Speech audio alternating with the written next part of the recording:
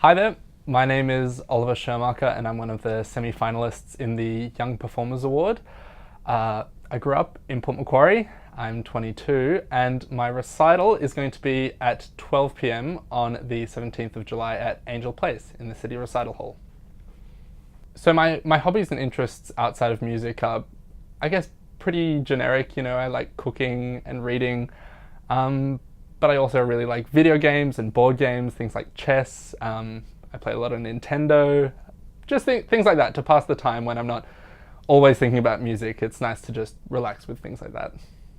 I always find the question difficult to find out who my favorite composer is because it's always changing. My tastes are always changing when I discover new repertoire or something like that. But I think a composer for me that always keeps coming back is actually Saint-Saëns, which I don't think a lot of people appreciate fully. I mean, his chamber works and his contribution to, you know, repertoire for the organ and orchestra, and especially his chamber music, I think it's really underrated, and for years and years and years he's always been at the very top of my composers, and that's why I love him. Very underrated, I think. My favorite performer, I think, it's tough because when I think about classical musicians, you know, of course you think about virtuosity and musicality, but if I think about non-classical musicians, one really special musician for me is Cat Stevens. So I really love listening to his music, and especially before I have a big performance or something, I will always put on some Cat Stevens, just get into the right zone. I think there's just something about a guy and his guitar, you know, Cat Stevens, Leonard Cohen, Leo Kottke, these sort of guys, just really simple, grounding music that I just love listening to. I guess if I had to say my most treasured possession, it would probably be, like most other instrumentalists, my instruments. You know, they are what I have on my back every day of the week. It's my work, it's my passion and joy, and I think that's why they're my most prized possession. I have them with me every day. They're literally just down there right now. So they're always by my side, and I think that's why they're really special to me. A favorite quote, kind of. I think I like to live more by ideas, but I just remember once that I saw this, it was on some Facebook, someone shared this thing, or an auntie liked this and it popped up on my newsfeed, and I think it was, before you say anything, before you let anything pass through your lips, let it pass 3 gates. Is it true? Is it necessary? Is it kind? And I just read that and I thought, I think that the world would be a much better place, and my life would be much better if I really stuck to those 3 gates, I guess, in what I say.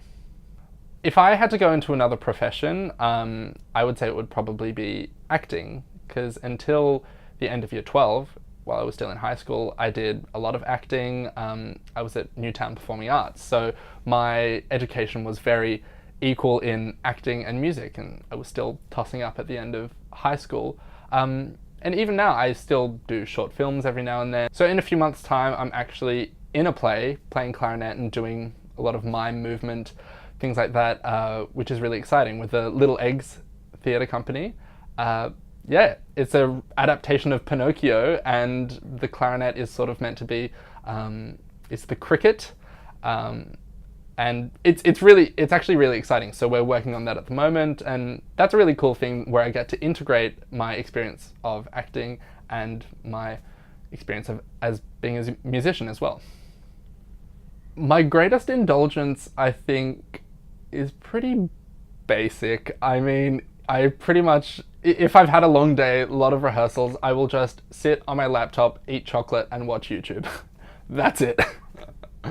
I think the question of who my heroes are is quite tricky. I mean, there are definitely people who I look up to, and I think the people who I look up to the most are definitely my parents, because they have supported me so much, from my first recorder lessons in kindergarten to taking me to hundreds of band and orchestra rehearsals, and they've supported me all the way, and I think that's what I really look up to. And I guess if you view that as seeing them as heroes, yeah, that's what I aspire to be like, just this kindness and generosity, and wholesomeness that I only wish that I could become when I get older.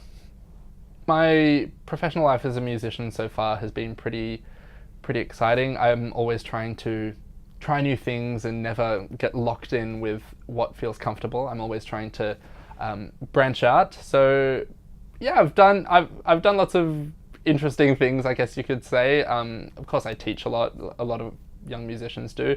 I like to teach. I've done stuff with radio, hosted my own radio show.